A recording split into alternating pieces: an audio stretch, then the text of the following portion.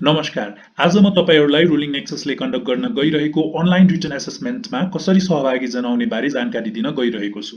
आउनुहोस् सुरुमा यस असेसमेन्टको नियमहरुतर्फ लागौं। यस असेसमेन्टको मिडियम अंग्रेजी रहनेछ, अर्थात् तपाईले कुनै पनि सब्जेक्टिभ एन्सर दिँदा अंग्रेजीमा मात्र दिन पाउने हुनेछ।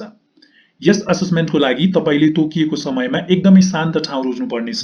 साथसाथै इन्टरनेट या बिजुलीको प्रब्लम हुने शंका भएमा तपाईले अल्टरनेटिभ्स लाइक मोबाइल डेटा और इन्भर्टरको अरेन्जमेन्ट अग्रिममा नै गर्न सुझाव दिइन्छ। यो असेसमेन्टमा तपाईले क्यामेरा र अडियो जडान भएको पर्सनल कम्प्युटर या ल्यापटपबाट मात्र सहभागी गर्न पाउनुहुनेछ। तपाई यस पेजमा देखाइएको इमेज जस्तै हाम्रा रिक्रुटमेन्ट अफिसर्सहरुको डाइरेक्ट निगरानीमा हुनुहुन्छ र तपाईको अडियो, भिडियो, एक्जाम स्क्रिन र ओभरअल असेसमेन्ट एक्सपिरियन्स रेकर्ड भइरहेको छ। तपाईको इन्टरनेट र डिभाइसमा डिपेन्ड गरी सिस्टम लोड हुन्छ र यो सिस्टम लोडिङ टाइम तोकिएको एक्जाम समयमा इन्क्लुडेड हुने छैन। यदि तपाईले टेस्ट स्क्रिन बाहेक अरु कुनै ट्याब या विन्डो खोल्नुभयो, कसैसँग च्याट गर्न खोज्नुभयो, कुनै इलेक्ट्रोनिक डिभाइस युज गर्नुभयो, आफू बाहेक अरु पनि एक्जाम दिने ठाउँमा देखियो, स्क्रिन शेयर गर्न खोज्नुभयो भने तल इमेजमा देखाएको जस्तै तपाईलाई सिस्टमले 3 चोटी यस्तो वार्निङ दिनेछ र 3 चोटी भन्दा यो काम दोहोरिएमा तपाईलाई सिस्टमले अटोमेटिकली डिस्क्वालिफाई गरिदिनेछ। यो असेसमेन्टमा सहभागी जनाउन तपाईसँग रुलिङ नेक्ससको इन्डिभिजुअल अकाउन्ट जुनबाट तपाईले जब अप्लाई गर्नुहुन्छ त्यो हुनुपर्नेछ। बिजुली या इन्टरनेटको समस्या भएमा तपाईले एक्जाम जहाँ छोड्नु भएको हो त्यहीबाट सुरु हुन्छ। यस्तो खण्डमा तपाईले तुरुन्तै रिक्रुटमेन्ट अफिसरलाई सम्पर्क गर्नुपर्ने हुन्छ। एक्जाममा बाँकी रहेको समय र सकिएको समयको अपडेट तपाईले टेस्ट स्क्रिनमा पाउनुहुनेछ। एक्जाममा बसिसकेपछि कुनै प्रकारको ब्रेक पाइने छैन। तपाईको माउस र किबोर्डमा राखिएका कपी पेस्ट, राइट क्लिक बटन्सहरु सबै डिसेबल गरिएको छ। तपाईले टेस्ट स्क्रिन खोल्नु अघि अरु कुनै पनि window, application, website, social media आदि बन्द गर्न नबिर्सनुहोला। तपाईको इन्टरनेट स्पिड र कम्प्युटर मोडलमा डिपेन्ड भई सिस्टमले कुनै समय तल दिएको इमेज जस्तै लोड हुन समय लाग्ला। यस्तो बेला वेट या एक्जिट पेज भन्ने दुईटा अप्सन्स आउँछ। कृपया वेट क्लिक गरिदिनुहोला र स्मरण रहोस् सिस्टम लोडिङ टाइमले तपाईको टोटल एक्जाम टाइममा केही पनि असर पुर्याउने छैन।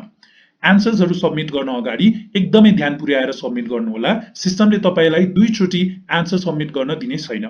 आफ्नो अब्जेक्टिभ र सब्जेक्टिभ पार्ट्सहरुको लागि तोकिएको समय राम्ररी छुट्याउनुहोला र तोकिएकै समयमा ओभरअल एक्जाम सकाउने कोसिस गर्नुहोला।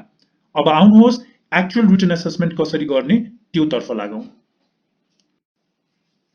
नमस्कार। अब हामी एक्चुअल अनलाइन रिटन असेसमेन्टमा कसरी पार्टिसिपेट गर्ने भनेर हेर्न गइरहेका छौं। सुरुमा तपाईलाई इमेल मार्फत पठाइएको एक्जाम लिंकलाई वेब ब्राउजरमा कपी पेस्ट गरिदिनु पर्ने हुन्छ। कपी पेस्ट गरिसकेपछि तपाईलाई यसरी आफ्नो इन्डिभिजुअल लगइन क्रेडेन्शियल्स मागिनेछ। तपाईले कृपया आफ्नो इन्डिभिजुअल लगइन क्रेडेन्शियल्स लगाइदिनु होला।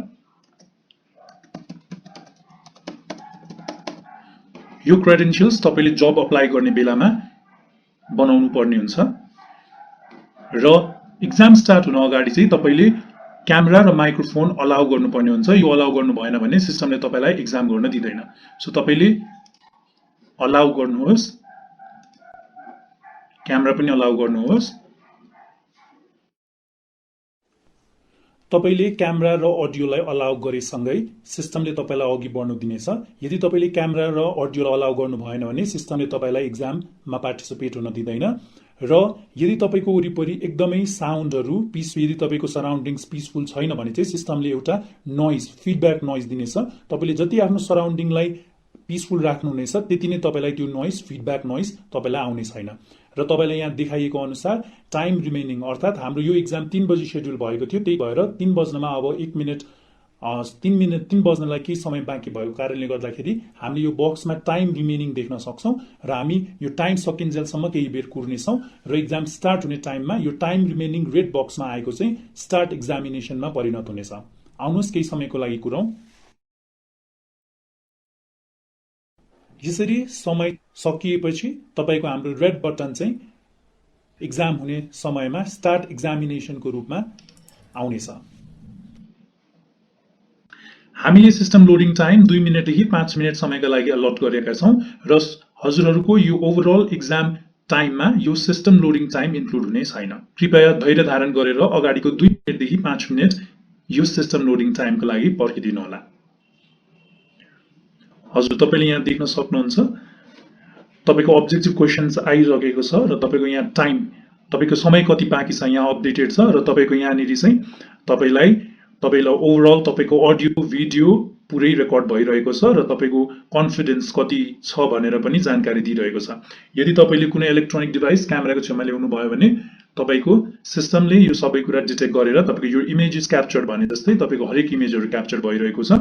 त्यसैगरी तपाईले कुनै नयाँ ट्याब खोल्न कोशिश गर्नुभयो भने तपाईलाई सिस्टमले यसरी वार्निङ दिन्छ र यो वार्निङ तपाईलाई 3 चोटी भन्दा धेरै दिएमा तपाईको एक्जाम डिस्क्वालिफाई हुन्छ। त्यसैले तपाईले आफ्नो टेस्ट स्क्रिन अर्थात यो स्क्रिनबाट कतै पनि तपाईले केही गर्ने कोशिश नगर्नु होला। आउनुहोस् एक्जाम दिउँ।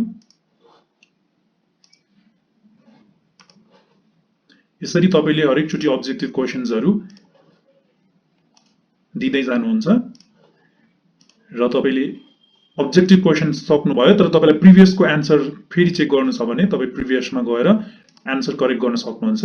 तर तपाईले अब्जेक्टिभ पार्ट कटिसकेपछि सब्जेक्टिभमा गइसकेपछि म अब्जेक्टिभको आन्सर्सहरु चेन्ज गर्छु भनेर सोच्नु भयो भने त्यो चाहिँ तपाईले गर्न पाउनुहुन्न र तपाईको अन्तिम प्रश्न यहाँ छ भनेर तपाईलाई प्रश्नहरुको नम्बर्सहरु यहाँ देखाउँछ।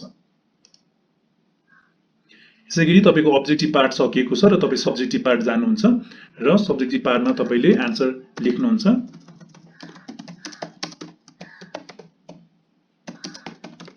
यसरी तपाईले आफ्नो आन्सर्सहरु अंग्रेजीमा सबमिट गरिसकेपछि नेक्स्ट गर्नुहुन्छ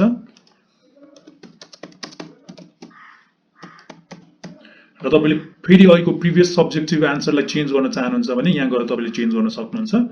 नेक्स्ट नेक्स्ट